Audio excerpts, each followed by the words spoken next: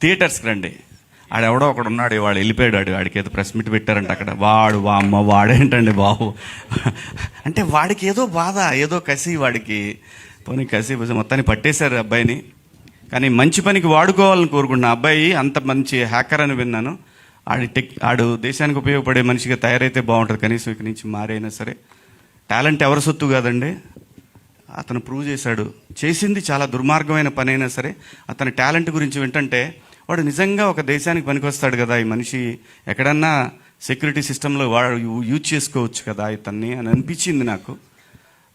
కానీ తెలిసి తెలియని వయసు, ఖచ్చితంగా ఏదో డబ్బు లేని తనం ఇవన్నీ వెంటబడి అతని మైండ్లో ఇలాంటి ఒక ఆలోచన వచ్చి చాలామందికి ఇబ్బంది పెట్టాడు. తనకు తెలియదు, చాలామందికి ఉపయోగపడుతున్నా అనుకున్నాడు. కానీ బట్ మనకంటూ ఒక రాజ్యాంగం, దానికి లోబడి అందరం బతకాలి కాబట్టి దాన్ని వదిలేశాడు. కానీ ఇక నుంచైనా అతను మారాలని కోరుకుంటున్నాను.